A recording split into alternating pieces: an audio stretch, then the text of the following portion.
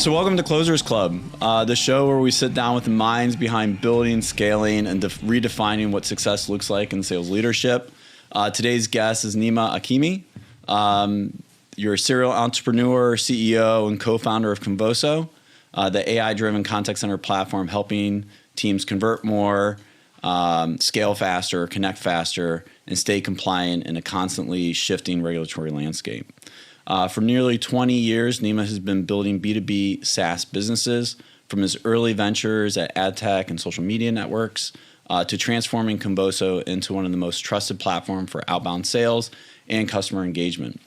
He's a thought leader in sales, automation, compliance, and AI, and he's here to talk shop about growth, leadership, and what the future holds in contact center sales. So Nima, welcome to the podcast. Thank you. It's good to be here. That's great. How are you doing today? Good. Awesome. So I like to start these podcasts off of just like getting to know you as a person and what really got you into the space. So let's just start from the beginning. What did you want to be when you grew up? You know, as kids, both myself and brother, we had an upbringing where both of our parents were working really hard, multiple jobs to make ends meet. And so we always saw them working extremely hard and doing different things just to make a living. And that example is what gave us this work ethic to want to create and build something. Okay. And so from a very early age, we would figure out, well, how can we make some money? Just, for kids, as kids growing up, you start to understand the value of money. And that started from finding ways where we had these figurines from the Kinder Surprise eggs. Okay. They become collectibles, and then people would want to buy them, at least back then. This was back in the 90s. And we started to just make some money that way. Do you, so you say we, is it you and your brother? Yeah. Okay, awesome. Do you still have any of those collectible figurines? Did you keep any of them for? I wish. I mean, actually, nowadays you can just get them on eBay. Okay. But no, we would just ended up selling all of them. That's great. So how did that start to transform into creating either any of your ad ventures or social networking ventures to getting into outbound sales call center? Great question. So the way it all began is it was sometime in high school for Bobby, our chief product officer and co-founder of Convoso, where he walked into the computer room in school watching this kid do something on the computer, and asked him what he was doing, and it was creating a website. And this was back in 2000, I want to say 1. So he got curious about it and figured out how to do that himself. Put together a website. That website started to get visitors on it, some from random places. And that turned into somebody reaching out to him at some point. The website was about music and how to find music online. Okay. That was archived in different places online, and he found a way to... It's like a Napster. So yeah, Bobby created Napster. Sort of like a Napster online, but it was just finding links through, different parts of the web that people had uploaded music, and he just created a library where you could find, the music. Okay. And somebody started reaching out to him saying, "Hey, I'd like to put a banner on your website and we'll pay you some money for it." And he's like, "Okay, sure, great." Probably like Avenue A Razorfish. They're like contacting you guys to put some. Just some. It might have been an ad network, some ad network back then. And he gets a check in the mail, and my mom is like, "What's going on? Where is this money coming from?" It's funny. And it started from there, and then I started to pay attention to what he was doing. And we just started building more and more things, different kind of websites that turned into creating a social networking website similar to Facebook, way ahead of its time, back when we were both still in high school. Okay. And then we started to learn the world of ad networks and advertising online. And this is in high school? This is while we were both in high school. Okay, wow, cool. Yeah, sometime I was in the 9th grade and he was a senior in high school. Okay. So we just started building, and that turned into us creating our own ad network out of high school. So we did that for a while. And it was great, but it's very challenging when it comes to selling media online. And we were just young kids. So we did that for a while until a relative of ours, a cousin of ours, reached out to Bobby, and he was a self-taught developer engineer. He just figured things out. And I've always known that I want to be an entrepreneur. Just something like I did go to college, and they asked that question, what do you want to do? And it was just the word entrepreneur. I was drawn to it. What is it about the word entrepreneur, or even like the function of being an entrepreneur? What drove you in that direction? Like, what did you find interesting in that? It's a great question. I'm full of them. Just the ability to build something and help solve a problem. Yeah. I think that's something that just gives me satisfaction, and being able to have an impact on others by something that we created was something that I was drawn to. Okay.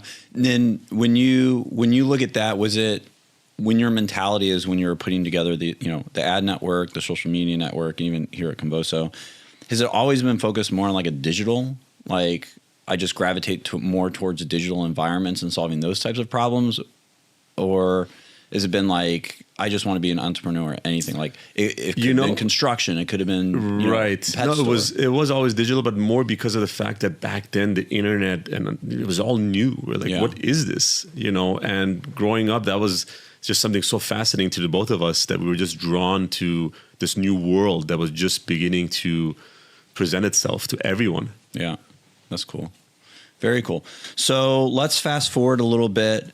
How did Convoso start coming to life? Like how did the you had an engagement with a relative, started working, and then it started to, like, how did Convoso start coming to life? Yeah, I mean, it was never meant to be a business in the first place. Okay. Right.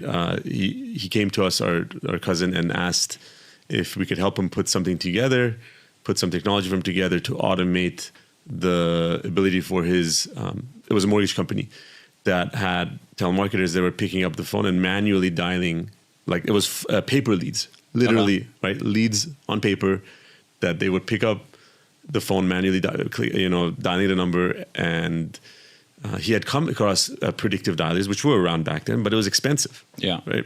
Cost you like hundreds of thousands of dollars. It was hardware based. It was like a machine, right? Yeah, it was a machine you had to put in your office. You had to put a lot of money up front. And unless you were a really big business, you couldn't really afford to do that. For small businesses, they can't spend hundreds of thousands of dollars. And at that time, voice over IP was just beginning to, be a viable solution for making phone calls through the internet. Whereas before it was just hard lines, it was expensive. So that really transformed the ability for small businesses to be able to take advantage of predictive dialing technology. Okay. So he came to us, Bobby spent, 3 to 6 months just trying to put something together for him, got something working. And, 6 months later, his operation started doing much better. And we're like, okay, wait, cloud, voice over IP, there's something here. Who else do we know? We had other friends that also were in that business doing loans, back in, this was 2006. And we just started reaching out to people within our network to see who else had a need. And then I had some skills from an online perspective, from online marketing, just finding different ways, going to forums, groups, communities of mortgage brokers, and just posting on there and finding interest one way or another through every which way you can imagine to just get more interest into the product. Awesome. And then, so what was that like, when you're scaling, it was like friends and family. What was it like scaling beyond that?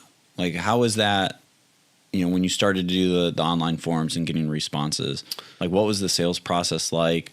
Yeah. And the second part of the question is, do you remember your first like non-friends and family sale? Yes, I will say it was brutal to get going because we didn't have, it's all bootstrap. We didn't have a single dollar. And I remember Bobby coming to me saying, hey, we need to buy some equipment, some servers to put things up. And we didn't have money. So we went to our parents. They took out a line of credit on their house. And within 3 months, I think we spent, $160,000. And back then, that was like, holy crap. Like, we actually owed this money. And that was not a great feeling just because it's our parents. And, we didn't want to be in that position.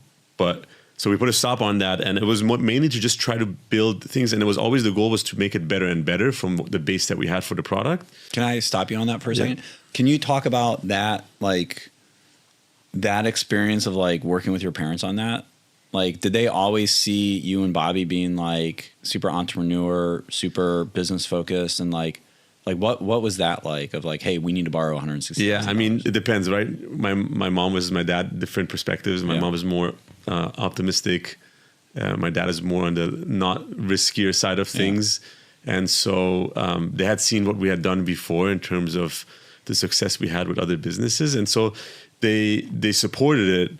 But there was obviously some kind of question marks around like what's going to happen here. But they supported us to move forward. It was mostly about the fact that how quickly we went through that amount of money. And in hindsight, that's literally like, if we didn't do that, we wouldn't be here today. Yeah, totally. You know, but back then it felt like a lot to invest without a single dollar of return. And the businesses we had done before were very transactional. You would see the result relatively quickly in ad sales and ad tech. Mm-hmm. Whereas with software, you're investing to build for growth. You're not going to see a return for many, many years. And we were not used to that. That was very challenging to actually adjust to. Cool. So let's talk about that. So how are you kind of adjusting to that? Like through that process, like what was the lesson that you learned the most to adjust to that? Like, you know, like investing now for something that's not going to pay off, you know, for like 5 years, 10 years, something like that. Yeah, you have to take risks, and you take sizable risks where, you know, if you don't have a lot of cash, you're not going to say, let's place $100,000 bet, but let's place a $5,000 bet and see what happens, right? And take the bet according to what you can. Place the bet according to what you can. And then you'll just adjust based on the results that we're seeing. And, you know, you make some calculated decisions. You place a few different bets. Not every one of them will work, but one of the bets early on we placed was, okay, how are we going to get more customers? Let's go on Google, place ads, right? Google AdWords. Let's do some SEO. And we started spending on Google, and we started getting more leads coming in. And that was the first wave of getting customers that were not generated, but it was through demand that was being done through SEO and search engine marketing. Yeah. Looking back at it now, would you still consider that a bet or versus like a strategic investment? And how would you define those two differently, right? Yeah. I mean, maybe a bet would be more so, hey, we need to get, in terms of rebuilding the product or making it better, do we rebuild it? Or do we continue building on what we have, mm-hmm. right? Whereas on the back then, it felt like everything felt like a bet. Yeah, because when it comes to strategy, we didn't have a whole lot of long-term strategy. It was just, hey, let's build this product, let's sell it, let's put it out there. And over the years, we figured out you need to have real strategy to scale, right? But back then, it was just survival, and it was just find a way to get customers on this product and adjust along the way. So getting customers on the product, right? So you have your inbound lead generation kicking off. Like what was that process like on the sales side? Like talking with future prospects. Like how are you pitching Convoso in terms of this is the problem we're solving for and why we're the best at it? Back then, to be truthful, we knew we weren't the best at it because there were other competitors out there. It was more around how affordable it is. So probably that was the biggest selling point, the fact that we're affordable for small businesses, right? And it took very little to get going, whereas upfront costs with hardware was relatively high. Yeah. So that was our selling point. It's almost like the transformation of technology, right? Like you're taking what only the big companies can afford, and you're allowing the little guys to also compete in that same market. Bingo. So, yeah, that's cool. Cool. And the reception, let's get into the sales stuff. Like, so how did that work? I was doing sales, Bobby was doing sales to some extent. We had a couple other guys, a friend that I brought on to do sales. He was our first official salesperson. I was doing support. I was doing onboarding, everybody was doing everything. Do you still remember your sales pitch? Back then, let's see if I go back to 20 years ago or 19 years ago. How did we pitch it? I believe it was all around automating and increasing the number of live conversations you can have, right? Okay. So back then it was called SafeSoft Solutions, actually. It wasn't Convoso. We rebranded many years later, right? But SafeSoft Solutions would get you more live conversations and in an automated way, something along those lines. Okay. And in an affordable way. That was definitely always part of the pitch. You can do it without a lot of initial investment, upfront investment. Cool. Before you launched Convoso or SafeSoft, you were also involved in a lot of like early stage tech companies. Like how did those early stage companies that you were working, how did that actually shape how you approached the SaaS world and doing more with Convoso and within call center?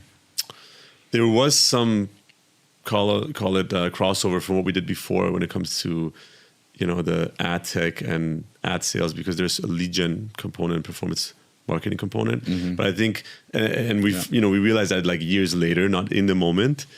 It was, to be honest with you, most of it is more so from a scrappiness perspective, like just being scrappy on how that business worked. Ad tech and ad sales was, a lot of it was, I don't want to say always arbitrage, but hey, you can buy media at a certain price and sell it at another. And we had some of our own that we were generating.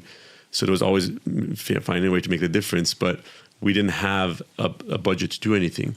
So it was fine. It was just that scrappiness on bringing in business. And so that's playing with the margins, right? Yeah. In that business, it was all about the margins. But yeah, it's mostly about being scrappy and finding ways to bring on customers. What else? The way we did marketing, that business was also online marketing. Like, Google Ads was just becoming a thing. So while it was more banners on websites, there was also some affiliate marketing that we were doing. So I was very much familiar with how you have an affiliate offer that you need to put up on Google, and get leads, sales generated, you get commission on. So just having that mindset helped me understand this business as well. Very cool. Very cool. Probably the last topic I have on just this particular segment, I think, is, in those early days of SafeSoft, like, what was that experience like when you started to really scale into, hey, we got one, again, like trying to remove family and friends, but we have someone found us on the internet and they went through the process, and then we have 2 and then 5. Like, what was that? What did that feel like? Like when you really started to scale from in those early days, like what was that feeling like? And then how does that differ from scaling today? So I want to say it took us, back then we were bringing on like anybody with any 1 seat, 2 seat, right? Yeah. There was no minimum, just bring on it. And I remember we would be bringing in 60, 70 new customers a month just with 1 seat. Yeah. And over time, we started to like increase the minimum from 1 to 3 to 5, and onward, obviously into the future. But it felt, there was the breakthrough moment when we finally started to get a bit of a larger customer. And I feel like back then there was a bit of a lack of, call it, belief or confidence that we could go, call it, slightly up market. Yeah. The software back then had a lot of outages. It would crash a lot. It was very buggy. Every day we had an outage. Every single day. Sounds fun. Give IT something to do. My phone doesn't ring. I don't have a ringtone to this day. The reason why I don't is because I used to get calls at 4 a.m., 5 a.m., support calls, right? Yeah. The dialer would go down and I would pick it up. Of course, with others who would pick it up, but I have this thing that always stuck with me in getting those phone calls early on. But yeah, as we went through it years later, like there was this one transformational moment where we finally rebuilt the platform from the ground up. We decided, what? We kept trying to make it better, and we went through 3 iterations of trying to rebuild it where we failed until one day we got it right 10 years later. Jeez. 10 years later. And I thought we'll never be stable. Like it would happen so much right after it happening every single day for years. You're like, okay, is it ever going to happen? I don't know. There was a lot of doubt. There was a lot of that happening. And so when we finally got this one customer that I believe it was roughly about 100 seats, it was a very proud moment that there's belief that this is a real business that can scale. If we can go from 1 to 100, we've got something real. That's great. during that time, and obviously beyond that as well, but were there any other moments that kind of come to mind where you're just like, I just want to give up. Like, I don't want to do this, right? And then, so that's the one side of the coin. The other side of the coin is what keeps you going, in this space and doing what you're doing. There were plenty of moments of wanting to give up. I'd be lying if I say that I didn't have that. Is there any one that comes to mind where you're like, wow, this was like the biggest, it could be the biggest fuck up, or it could be like, you know what? I'm actually leaving on a high note. Like I've achieved this goal, and it's not necessarily giving up, but it's like yeah, I mean, there was thought there. I don't think there was ever serious consideration to give up, but we did have a massive outage where we lost our largest customer at the time. Okay. Funny enough, it was Postmates, which people ask, like, how did you have Postmates as a client? It was through a BPO.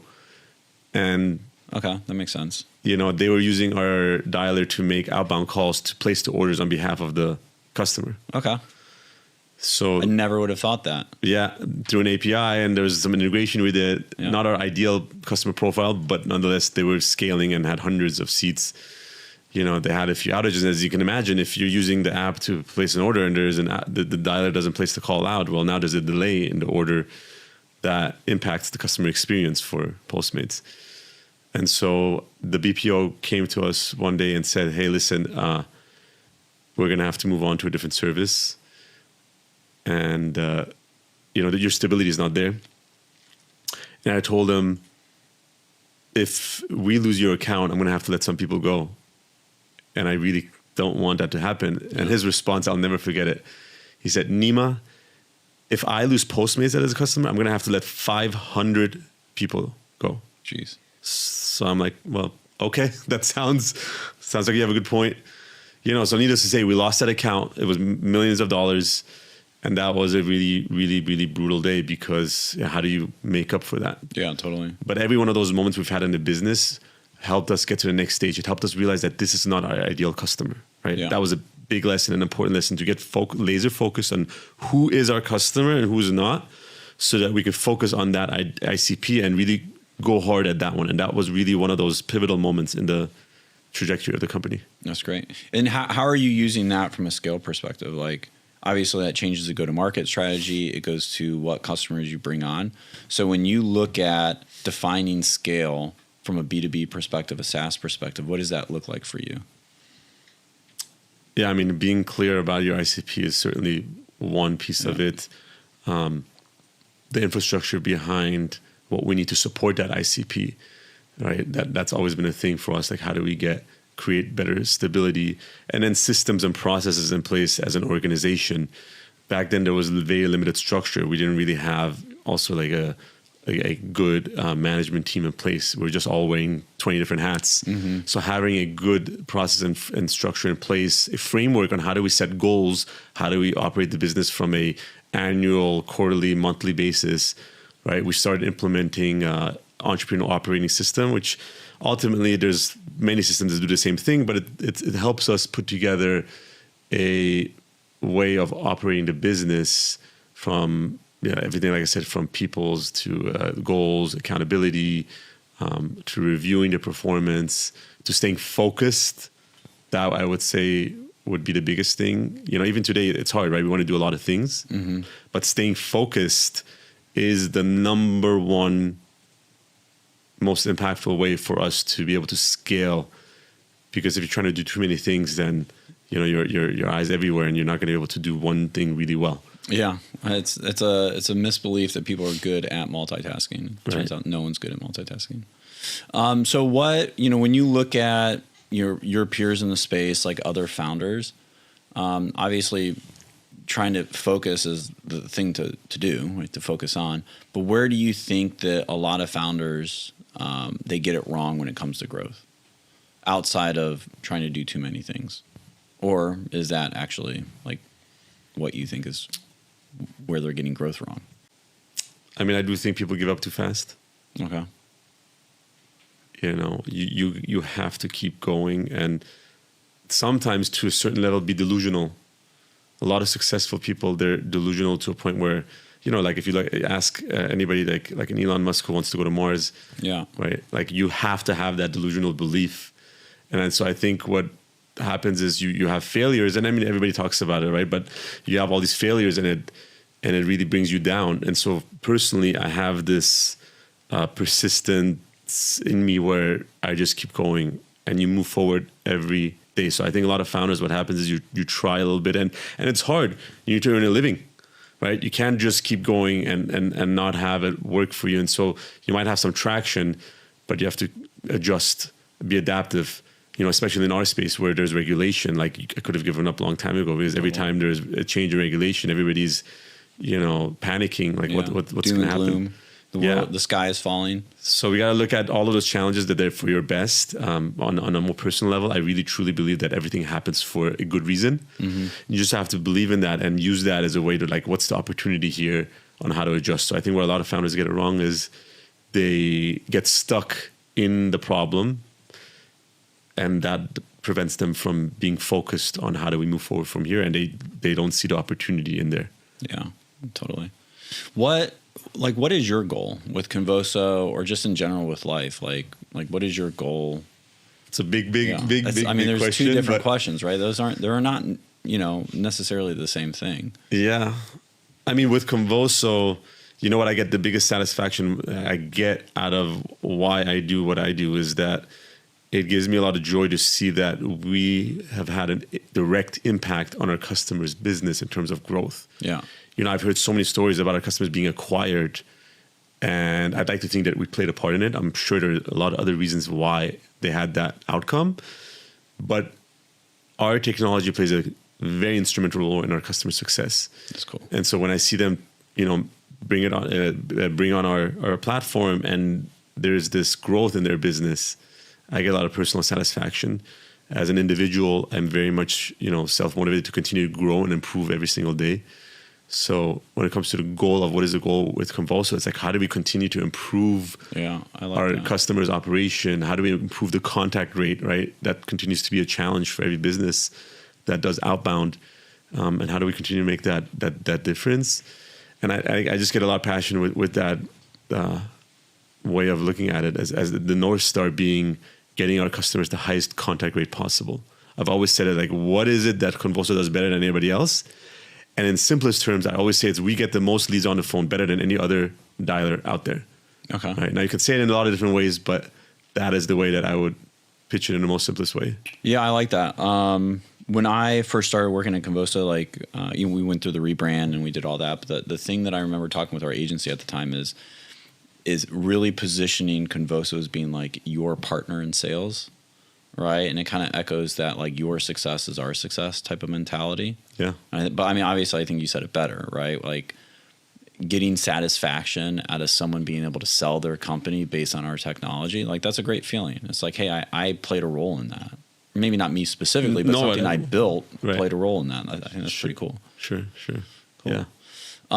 So how, with that said, how do you actually stay close with the customers, right? Hearing these types of stories, talking to them about how the technology is impacting their business. How do you stay close to the customers as they're growing? Yeah, I mean, I think it's one of the most important things that as you grow and scale is to stay in touch with the customer, regardless of the size of the business, right? I think I have had this tendency of okay, we've got people in place now that can do certain jobs, so let them handle it and empower them to do it. Mm-hmm. But as the CEO, I do believe it's important to stay in touch with the customer, just to hear directly from them and see how they're feeling about everything, about their business, about the industry, about our product, about our company.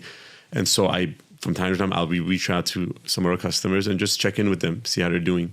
Yeah. Go to conferences and talk to them and engage with them and have conversations. Sometimes it's more on a personal level, right?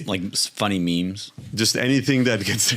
I don't go the meme route, but you should try it. They're hilarious. That will probably get the attention of some of our customers who aren't as responsive. Yeah, they don't know how to text message, but they love memes. I got to try that out. That's funny. But yeah, conferences, calling them, sometimes visiting them. I think it's one of the most simplest and effective ways. Yeah, that's what Eric Gilbert was saying on the last pod. He's I love traveling. And it seems like traveling within this space, it's so crucial. Going out to see customers, seeing if their contact rates are down or what's happening on the lead record, and actually sitting in a room and going over with the process, like there's nothing that beats that. Eric is a huge component of that, or opponent of that. So that's pretty cool. Yeah, it's something I'd like to do more if you just fly down and go visit the operations 100%. Totally. Convoso is rolling out with Convoso Ignite. Can you take some time to kind of go through that? Like, what are we solving for with Ignite? Kind of tell us a little bit about the product and, how you feel it's going to really help brands in the space. Yeah. So Convoso Ignite is something that we have been working on for a very extremely long time. And it all comes back to the challenge that everybody's dealing with today when it comes to operating outbound call center, which is calls being flagged or blocked. Right? That is the number one problem that we're looking to solve. We did that years ago as one of the first with Clear Caller ID.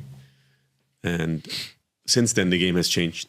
And unfortunately, carriers are taking matters into their own hands into a different way than they've ever had before by overflagging and blocking calls. So we decided to find a different way on how do we help our customers who have consent on their leads to get through to their lead when they've been given consent.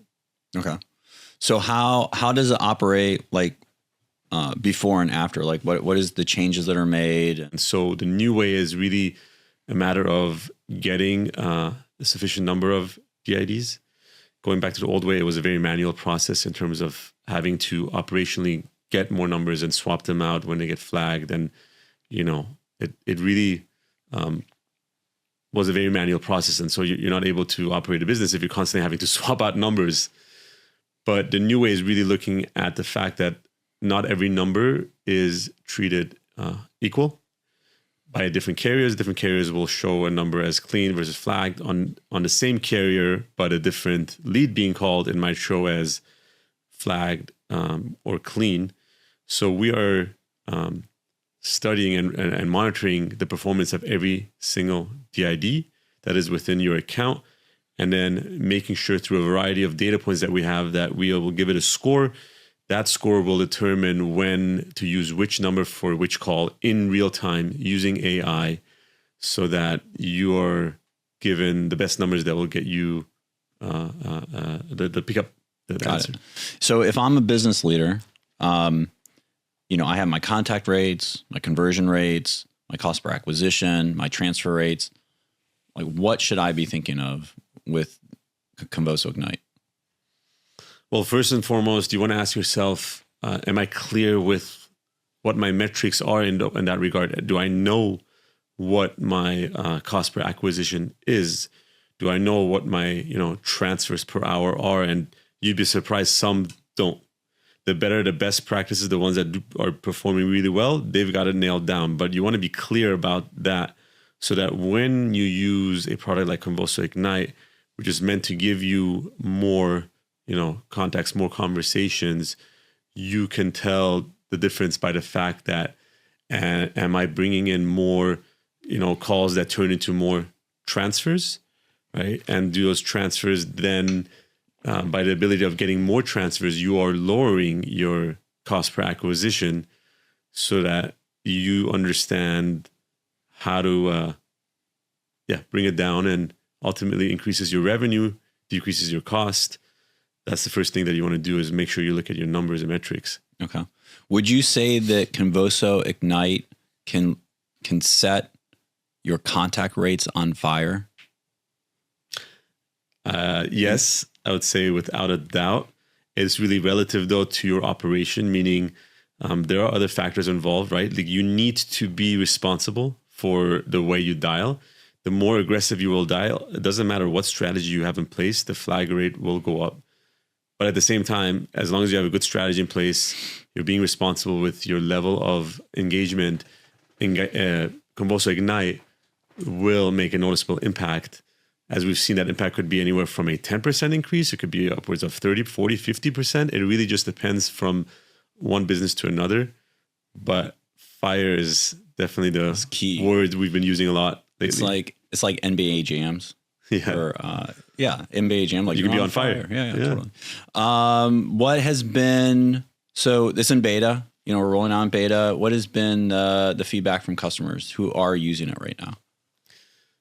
So we've done a split test, right? The way we are letting our customers see the value of it is we're letting you run on, let's just say, half of your calls with a Convoso Ignite, the other half without. And the feedback we've been getting is that, how do I get 100% of it on there as quickly as possible? That's great. Right? Like, it's been great. And we've had a lot of questions. And through beta, of course, you find out different things. Generally speaking, though, people are ready to just get everything on board 100%. That's awesome. Very exciting. Any last comments or anything else to mention about Ignite? Yeah, this is just the beginning, right? Like the way we're designing this product has a lot more in store in mind. This is just phase 1. And so be on the lookout for phase 2, 3, 4. It is going to be something that we're going to continue to build on and improve over time, like we do with everything else at Convoso. And so I'm excited for the world to see what's to come over the next several months ahead. That's awesome. Awesome. Well, congratulations on the launch, and looking forward to seeing this be pushed across the entire ecosystem. So you've talked a lot about, execution and putting together teams and, working with teams. Can you talk about, how you have built and led high performance teams? Definitely, I tend to give a lot of leeway in terms of not micromanaging. Do I ever do it? 100% I will do it from time to time. Yeah. I will get in there, to get a better understanding. But I like to look at myself as being more hands-off. And if, there's something going on, I will get involved. But I think there's also this fine balance of hiring for skill versus personality. You kind of need both, especially as you scale, right? Like there's such a thing as like, as you can overcome and deal with a gap in skills through doing the work, through getting coaching and guidance. So I do believe in bringing in people that do believe within themselves that they can do the job, and the attitude and mindset is very important.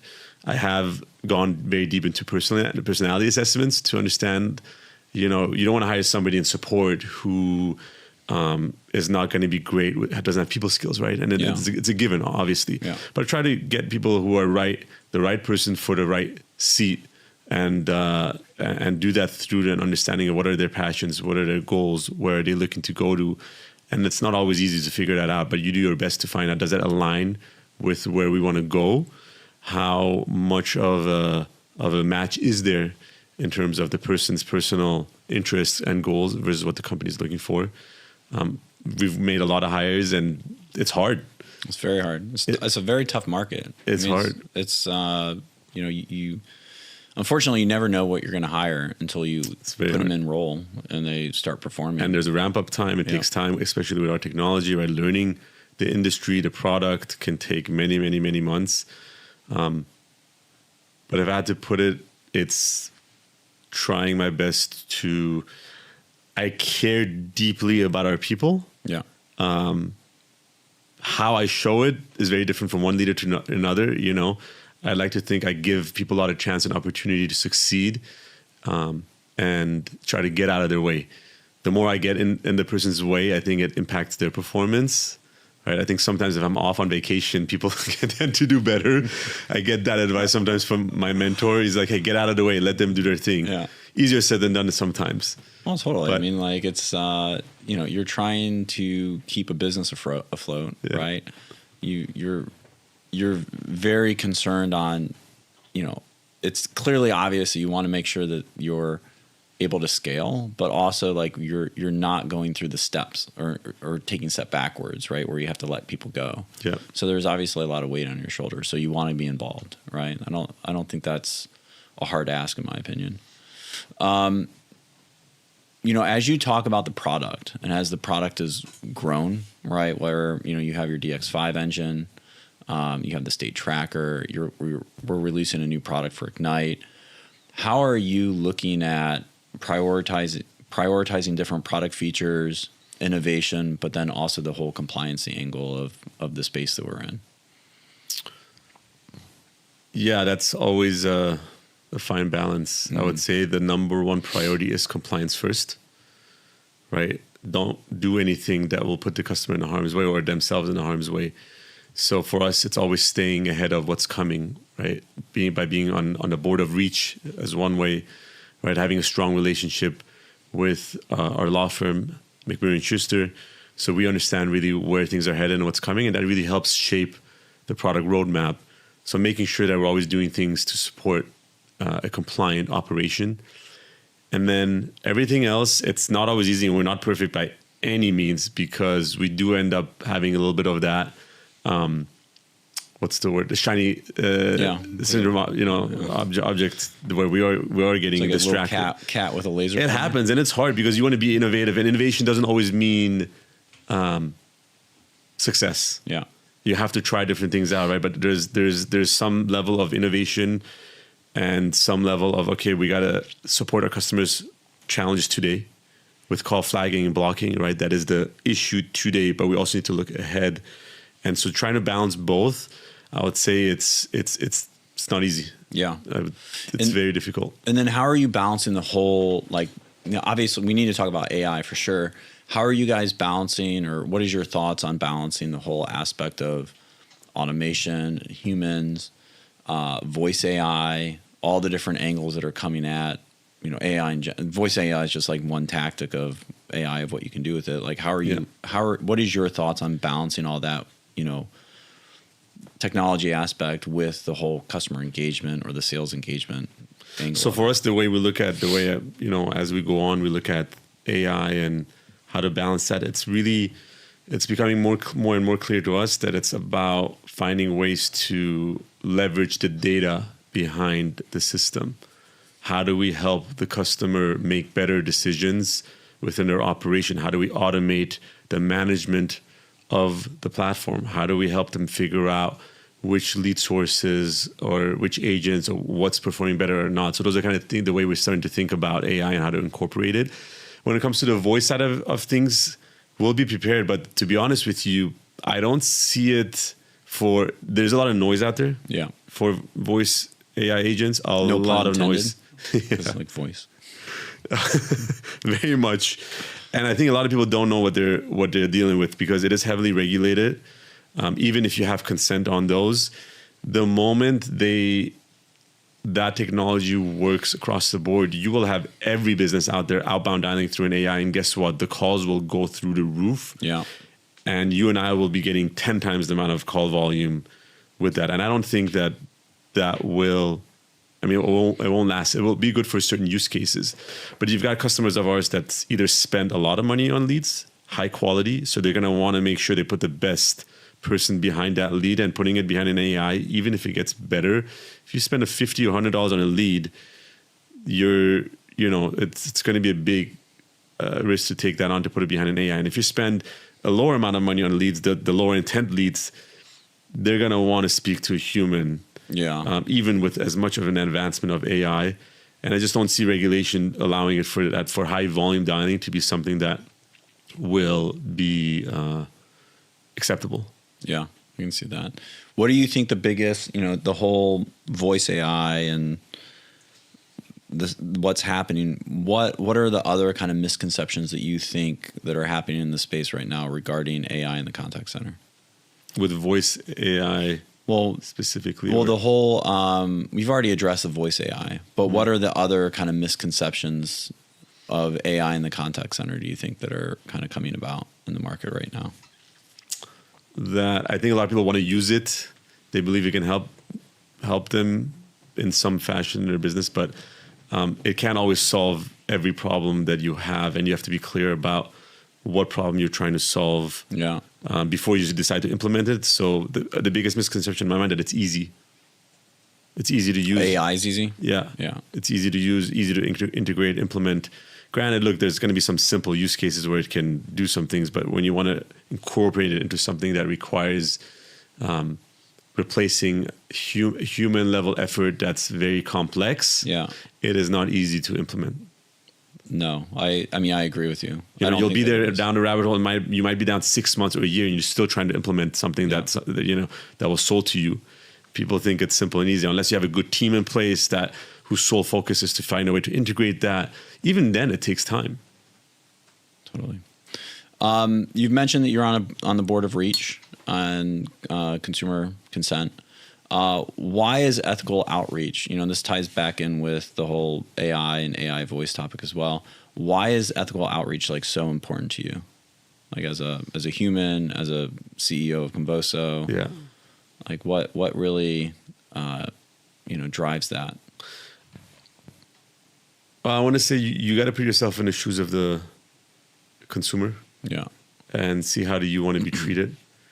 Granted that, look, as an outbound call center, you want to have this balance between being aggressive with your strategy, your outreach strategy, but yet responsible and respectable. And so you got to figure out like who your customer is and how do they want to be contacted. You don't want to get 10 calls a day every day.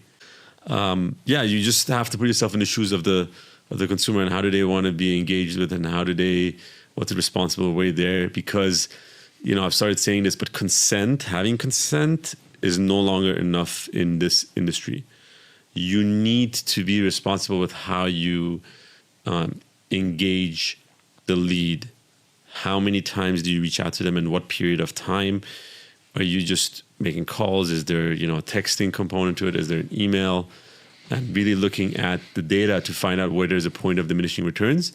So you're not just hammering the lead, because that just doesn't work anymore. Carriers are making decisions now, and as much as we're trying to change that, and there will need to be some change because they're just, carriers have gone to the other end of the spectrum in terms of how to decide which calls go through and which get blocked and flagged. But you can make a decision internally on how to be responsible with your outreach strategy. Yeah. And then so in the whole aspect of change, like what are the other things that you feel that from a lead gen industry perspective that really need to change? In that same regard, like what do you think we just need to be doing more of? Getting better at the type of leads that you're calling on. Yeah. Right. Just get better with the intent, targeting the overall quality of leads. There's always going to be varying ends of the spectrum of the intent, but the more you can be clear about why you're calling and what is the landing page about, what is the consumer opting into, will help with a better experience for the consumer once they get that phone call, and more likely for them to pick up. Yeah, totally. How do you see a lot of the regulations around like TCPA evolving? Like in your opinion, like what should companies start thinking about now to stay ahead, of these, changes that come down the pipe? Well, for one, every state is going to take matters more into their own hands, okay. Right? With the FCC ruling being thrown out, the one-to-one ruling, it's going to come down to every one of the states taking matters in their own hands. And as we know with the mini TCPA, we have Florida, we have Oklahoma, we have different states that have implemented their requirements.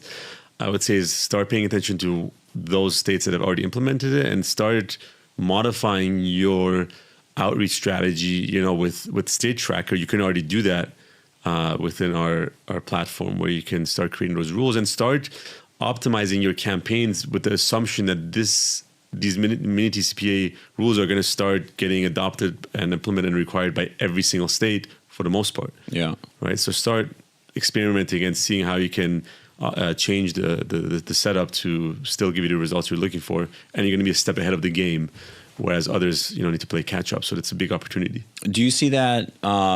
There's recently they were going to put like an AI federal regulation, or there's going to be a federal regulation around AI where OpenAI, Anthropic, all these companies would have to have more of a federal alignment versus all these individual state alignments. Mm-hmm. Do you see that impacting anything that works from a outbound sales perspective?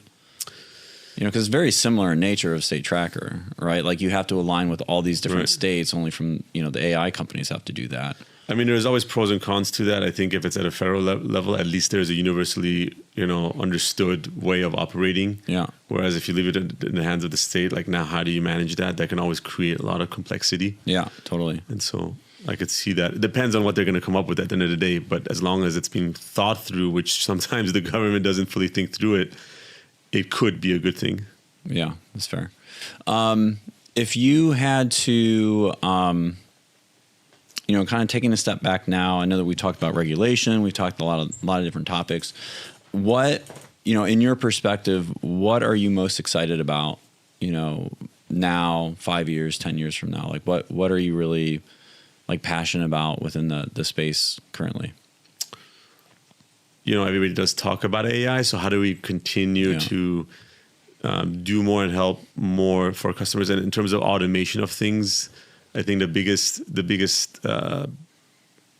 excitement is, okay, we know what, generative AI is currently doing today, but it's advancing so fast that like, well, what can we do in a year or 2 years from now, given how much it's advancing? And so that unknown, which a lot of people look at as uncertainty, I look back at it as an opportunity. Well, okay, there's this new way of working and doing business. How can we implement that internally? And so the unknown is the ability for us to continue to have this fulfillment and this excitement, this motivation and drive to keep going and continue doing that. And so, looking at ways to incorporate that into the platform in many different ways, and then entering new markets for us, right? There's a lot of different ways for us to go with the product that we have, and that will present more challenges for us as well. Yeah, it's like AI is becoming more of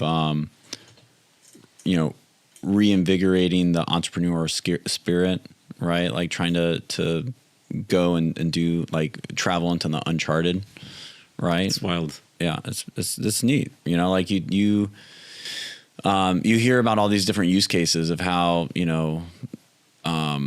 these different LLMs are able to scrape people's social feeds, right? And then like put a face in a background or a name in a background behind every single face that a camera recognizes. From the security angle to that, there's just so many opportunities, right? Like how can that provide more safety? How can that provide,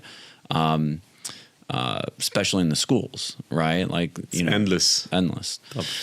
So if you could go back, right, and talk to your younger self, what like one piece of advice would you provide your younger self as they started the journey with Convoso? Very, very, very good question. And it's a lesson it comes up again every now and then, but as a bootstrap business, you have to make trade-offs constantly. Mm-hmm. And so I would say when it comes to that time when there are trade-offs, do your best to limit how the investments you make and how much of an investment you make. Try your best to go all in. And again, from a bootstrap perspective, you don't have, a certain amount of money that you could spend, right? Mm-hmm. But try your best to invest as much as you can in your people when it comes to hiring, when it comes to investment in your sales and marketing strategy, because it ends up biting you in the butt later on if you don't invest in your people, in your strategy, and your scaling and growth will be limited. Like, granted, we've grown a lot, but I look back and say, okay, if I didn't make that decision, or if I placed a bigger bet in terms of the level of investment I made, that process that it took to get from A to B could have been done in half the time. Mm-hmm. So place a bigger bet, take more risks. Yeah. Right. And, when you think about that and, you kind of look at your legacy as, being a co-founder, a CEO, an entrepreneur, what do you want, what do you want to leave as your legacy? Right. So I am personally passionate about growth and self-growth. So what I want to leave behind is that you were able to share an experience as a result of what, was created, where you were able to grow and learn, right? Like, that is something, one of our core values is continuous growth. Yeah. And that doesn't always happen from a proactive way. Like, we're doing something for people that they're growing. Well, that's great, and that should be part of the case. But you're placed in a position where through your experience, you've grown and learned. There are many businesses out there where you're not really learning much. You're just staying stuck, or you're just doing the same thing day in and day out. With us, our people, I feel like, are placed in positions at times where they're doing things they haven't done before, mm-hmm. right? And as much as it could be chaotic at times, stressful, or whatever the case is, after the fact, you look back and I see people have learned a lot of new skills. So I take a lot of pride in having played a part in the person's growth from a professional standpoint of view, and I feel like it will translate in their personal lives as well. That's great. That's excellent. So the last question I have for you. So this is Closers Club. That said, like, what is your definition of a closer? It's having the best interest of the customer in mind in order to provide them the value that will make a difference, right? Like when you're trying to close the deal, it's taking care of the customer. The customer is the priority, and make sure you can deliver value to the customer because everything else stems from the value. That's awesome. Nima, thank you so much for the time today. I appreciate it. I've really enjoyed you being on the show, and hopefully we can do some more of these in the future. Yeah, this was great, Paul. All right. Thank you. Awesome.